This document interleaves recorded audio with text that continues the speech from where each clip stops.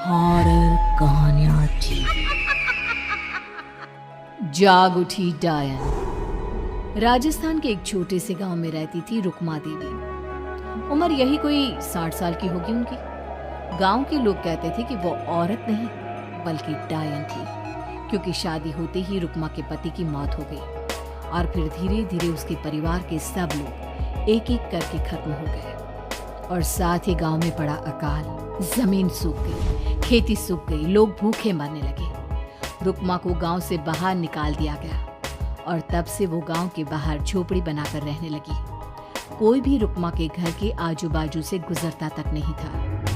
एक दिन गांव के रहने वाले रतन और उसकी पत्नी आनंदी को दूसरे गांव से आते वक्त रात हो गई और अंधेरे में रास्ता भटक के वो रुक्मा की झोपड़ी के पास जा पहुंचे। अरे आनंदी, ये क्या हो गया? हम तो रुक्मा डायन की झोपड़ी के पास आ पहुंचे। अब तो सब बुरा होगा। जल्दी जल्दी से निकल यहाँ से। हाँ जी, सही कहते हैं आप। ये डायन हमको खा जाएगी। जल्दी भागो यहाँ से। तभी रुक्मा झोपड़ी से बाहर आती है। अरे रुको, तुम लोग यहाँ मेरी झोपड़ी में आराम कर लो और देखो, इस रास्ते पर आगे मत जाना। हाँ, हमें आगे जाने से इसलिए रोक रही है ना, ताकि हमें मार डाले तू? अरे ना ना, मैं तो तुम्हारी जान बचाना चाहती हूँ, मेरी बात तो सुनो। डर की वजह से आनंदी और रतन वहां से भाग जाते हैं, लेकिन फिर अगले दिन गांव में खबर फैलती है कि रतन और आनंदी ने अपने घर में फांसी लगाकर आत्महत्या कर ली। वजह क्या थी किसी की समझ में नहीं आया। अगले दिन गांव में जोर का तूफान आया और भयानक तरीके से किसी के रोने की आवाज गूंजने लगी। अरे भाई, लगता है उस डायन रुक्मा ने गांव पे काला जादू कर दिया है। हाँ भाई, मुझे भी ऐसा ही लग रहा है। लगता है कल आनंदी और रतन मर गए। लगता है ये उसी का किया धरा है। हमें सरपंच के पास चलना चाहिए। वो दोनों आदमी सरपंच के घर पहुंचते हैं। अरे, तुम इस वक्त यहाँ पर क्यों आए हो? जानते नहीं बाहर क्या हो रहा है? कितनी डरावनी आवाज गांव में गूंज रही है। बस मालिक, किसी तरह आ गए। पूरे गांव वालों की जिंदगी का सवाल है। अरे मालिक, ऐसे तो सब एक एक करके मर जाएंगे। तो क्या चाहते हो? क्या किया जाए? मालिक, हमें रुक्मा को मारना होगा। अरे जब तक वो डायन गांव में जिंदा रहेगी, तब तक गांव में ये सब होता ही रहेगा। शायद ठीक कह रहे हो तुम लोग, मगर ये काम करेगा कौन? मालिक, अगर आप कहें तो हम दोनों मिलकर इस काम को अंजाम दे दे। बस आपको हमें यकीन दिलाना होगा कि हम पकड़े नहीं जाएंगे। ठीक है, लेकिन बाहर जो आतंक का साया है, उसमें तुम दोनों रुक्मा तक पहुंचोगे कैसे? हैं? क्या तुम्हें डर नहीं लगता? मालिक, आप उसकी चिंता ना करें। काल भैरव का भभूत है हमारे पास। रुक्मा तक पहुंचकर आसानी से मौत के घाट उतार देंगे उसको। मैं भी चलूंगा तुम लोगों के साथ। उस डायन को मरते हुए देखने की बड़ी इच्छा है मुझे। सरपंच उन दोनों लोगों के साथ गांव के बाहर की तरफ चल देता है। गांव में घनघोर काली रात पसरी हुई थी और दिल दहलाने वाली चीख की आवाज माहौल को बेहद खौफनाक बना रही थी।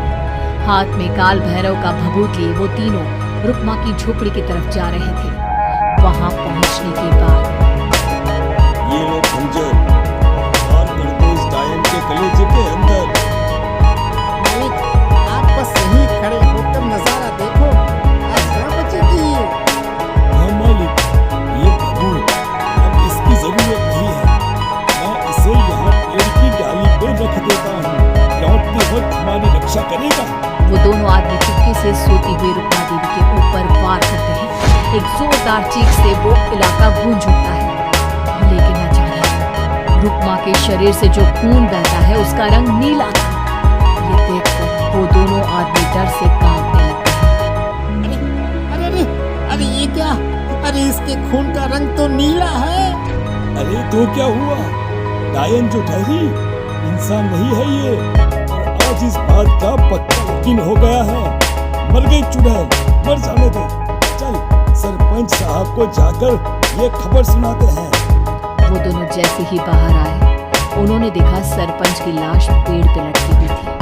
ये देखकर वो दोनों डर के मारे चीखते हुए वहां से भागे। लेकिन तभी एक बेहद डरावनी औरत उनके सामने आकर खड़ी हो गई। कहाँ जा रहे हो? तुम्हें क्या लगा किसी का खून करके बच जाओगे तुम? तुमने तो डायन को मारा है, कुछ गलत नहीं किया भाई। वो डायन नहीं थी, वो इस गांव की रक्षा कर रही थी। तुम कौन हो और तुम्हें कैसे पता वो कौन थी? उसने रतन और आनंदी को मार डाला। रतन और आनंदी को मना किया था रुक्मा ने इस रास्ते से आगे जाने से, पर वही दोनों माने नहीं और उन दोनों ने मुझे देख लिया था, इसलिए उनका मरना तो तय था। क्या मतलब तूने मारा था और हम समझ रहे थे कि रुक्मा ये सब कर रही है। अरे वो तो मेरे कब्जे में थी, रोज अपने खून का चढ़ावा देकर इस गांव को बचा रही थी। अभी तो उसका खून नीला पड़ गया था, लेकिन तुमने तो उसे मारकर मेरा काम आसान कर दिया। अरे नहीं नहीं, हम नहीं मानते कि ये सच है।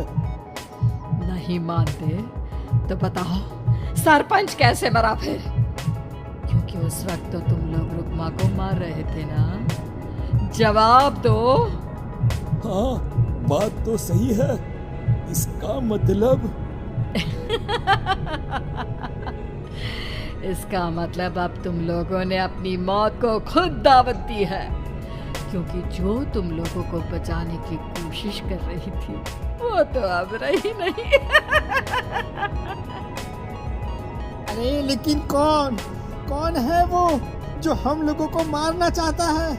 आत्मा, रुक्मा के घर वालों की आत्मा।